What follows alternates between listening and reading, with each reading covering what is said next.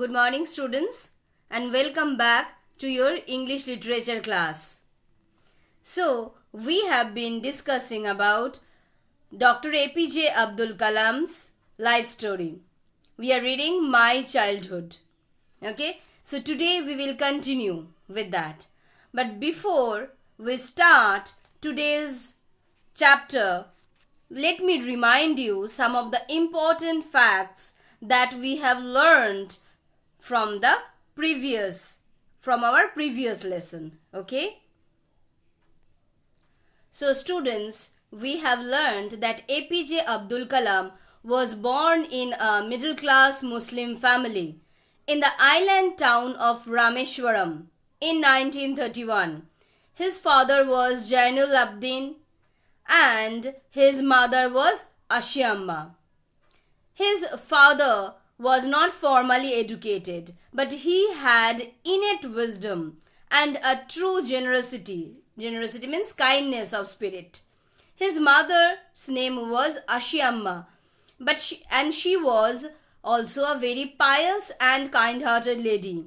In brief, APJ Abdul Kalam had a very secure childhood, both materially and emotionally.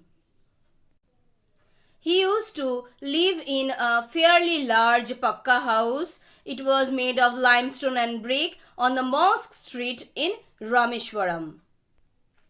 We have also learned that he earned his first wages after distributing papers. Okay, with his cousin Samsuddin, he used to distribute papers, and that was his first job, and he earned the money, and he was very proud of his hard-earned money, because he earned the money with a lot of pride and a lot of labor. Okay, with a lot of honesty. So there was a lot of honesty and hard labor which was associated with his first wage. So that is why he was very proud of his hard-earned money. Okay, so that much we have learned. So let's start today's lesson. Open page number 69 in your Beehive book and let's read from paragraph number 4.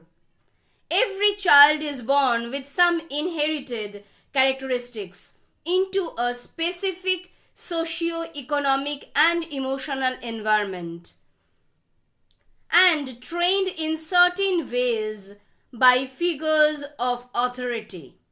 I inherited honesty and self-discipline from my father. So from his father, Dr. APJ Abdul Kalam inherited. That means he got the characteristics. He got some of the important characteristics. What is the characteristic that he inherited from his father? He inherited honesty and self-discipline from his father. And from his mother, he inherited faith in goodness and deep kindness. Okay, because his mother was very kind-hearted lady. Okay, so that is why these are the characteristics that he inherited from his parents, from both of his parents. Okay, so if there are many characteristics, good characteristics in our parents too. Okay, so you should imbibe, you should nurture, cultivate that good characteristic in yourself too. Okay, students? I had 3 close friends. So Dr. APJ Abdul Kalam in his childhood days had 3 close friends. What are the names of his close friends? Ramanatha Shastri, Aravindan and Shiva Prakasan. These are the 3 boys who were very close to Dr. APJ Abdul Kalam. All these boys were from orthodox Hindu Brahmin families. Okay, this is the thing to be noted here, students, that though Dr. APJ Abdul Kalam came from a Muslim family, his best friend, they came from the orthodox, that means very conservative at that time. Okay, they came from a very conservative Hindu family, Hindu Brahmin family. Okay, but that didn't stop them keeping their friendship with each other. They shared a very good bond, very close friendship with each other, though in spite of their religious differences. The religious differences did not create any difference between them, among them, okay? It didn't create a barrier among them. That is the quality of a good friendship, no, where there is no barrier, okay, of religion of or any other thing, okay. So this is the essence of friendship. A true friendship can never be limited by any social barriers. Even Ramanatha's father was also very liberal to accept Kalam, a Muslim boy, as his own son's best friend. He never scolded his son for that. Such was his respect for the other religions. They all had a mutual respect and love for each other. So although they were born and brought up in different religious families, still they shared a very close relationship with each other. There was no religious differences between them. They shared a very close bond. In fact, Ramanatha Shastri was the son of Pakshi Lakshmana Shastri. Who was Pakshi Lakshmana Shastri? Pakshi Lakshmana Shastri was the high priest of the Rameshwaram temple. So, he was the high priest in the Rameshwaram temple. Later, he took over the priesthood of the Rameshwaram temple from his father. So, Ramanatha took his father's place afterwards. He accepted the priesthood after his father's death. Okay? Change the page, students. Arvindan went into the business of arranging transport for visiting pilgrims. So what was Arindam's job? Arindam was into the business of arranging transport for the pilgrims. And Shiva Prakasan became a catering contractor for the Southern Railways. For the Southern Railways, Shiva Prakashan, he used to do the catering. He used to be a catering contractor. Okay. During the annual Sri Sita Rama Kalyanam ceremony, our family used to arrange boats with a special platform for carrying idols of the Lord from the temple to the marriage site situated in the middle of the pond called Rama Tirtha, which was near our house. So Sri Shrita Kalyanam ceremony is one of the most pious ceremony of the Hindu religion. Okay. Though Dr. APJ Abdul Kalam came from a Muslim family, still his family used to arrange the boats with a special platform to carry the idols of Lord Rama. For the marriage ceremony, the idol of Lord Rama needs to be carried, okay, from one place to another place, and that boat was to be arranged by Dr. APJ Abdul Kalam's family. Though he came from a Muslim family, but still his family used to arrange the boats for that Hindu festival, okay. And the pond called Rama Tirtha, the name of the pond was called Rama Tirtha, which was near to their house.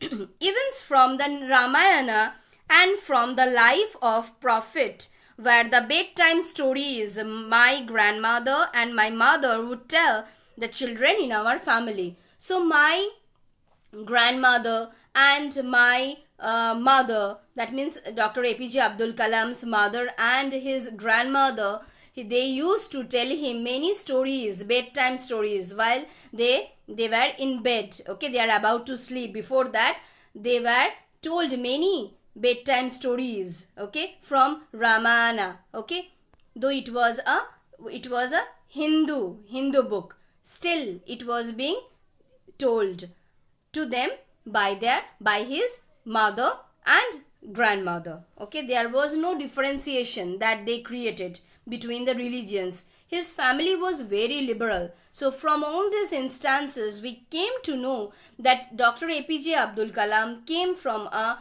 very liberal family, and his family was very open minded. He didn't he his family didn't approve of any religious differences. Okay, they believed in communal harmony, they believed in mutual respect. Okay, so one day when I was in 5th standard at the Rameshwaram Elementary School, a new teacher came to our class. I used to wear a cap which marked me as a Muslim. So like a Muslim boy, he used to wear a special cap that differentiated him from the other boys. He used to wear a special cap that is wore by the Hindu boys, the Muslim boys. Okay, wear a special kind of white cap upon their head. Okay, and I always sat in the front row next to Ramanatha Shastri, as Ramanatha Shastri was very close to me, so that's why I used to sit beside him in the class. He used to wear a sacred thread, as he was a Muslim, as he is a Hindu boy. He used to wear a sacred thread that the Brahmin boys usually wear. Okay, the new teacher couldn't stomach a Hindu priest's son sitting next to a Muslim boy. Stomach means, here it is written in your book, stomach means couldn't tolerate. He couldn't tolerate that a Hindu priest's son is sitting next to a Hindu boy. Okay, next to a Muslim boy. The Hindu and the Muslim both are sitting next to each other. So he couldn't tolerate that.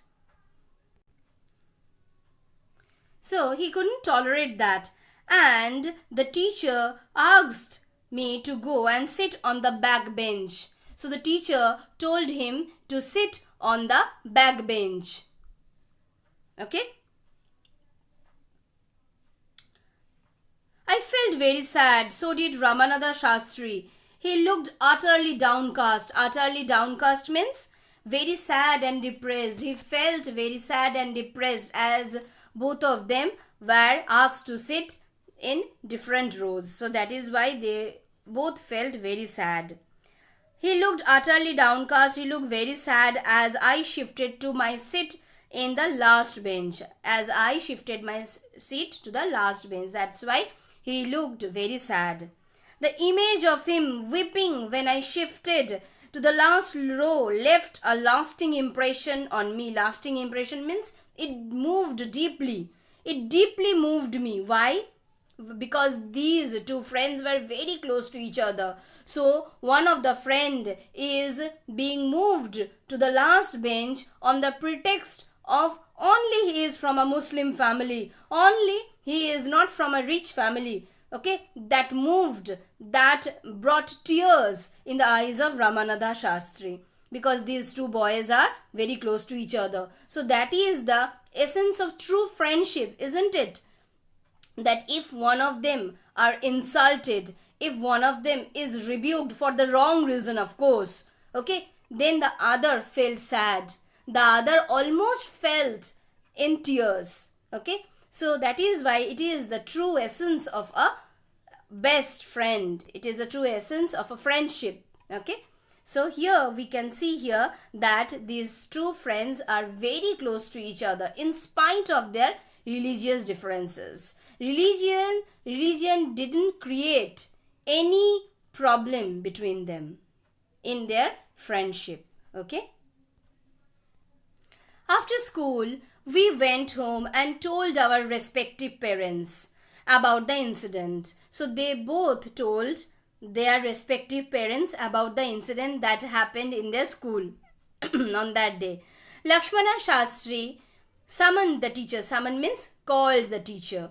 And in our presence told the teacher that he should not spread the poison of social inequality and communal intolerance in the minds of innocent children. Communal intolerance means creating differences in terms of caste, creed or religion.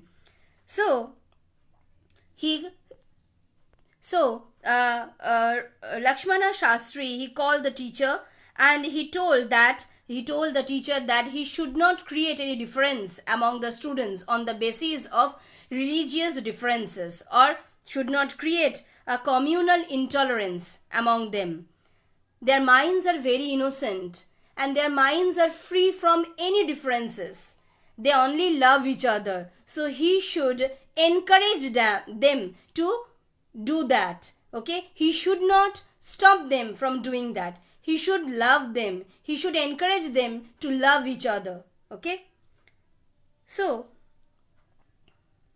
he bluntly asked the teacher to either apologize or quit the school and the island. So he told very bluntly, very coarsely, rudely, he told the teacher, either you leave the island or you say sorry to the students, because whatever you have done was completely wrong. You shouldn't do that.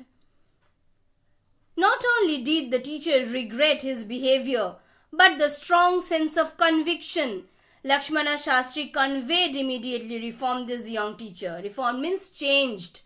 The young teacher was completely transformed. He understood his mistake. He understood that he should not be doing such thing ever again. So he understood, he realized his mistake. Okay? And Lakshmana Shastri had a strong sense of belief, conviction that there should be love and mutual respect among the different religions, and he was very strict in his belief. He was very strict, and he had a firm faith in himself, in his belief, that he told the teacher that whatever he had done was completely wrong, and the teacher also understood his mistake. Okay, so the teacher accepted his mistake.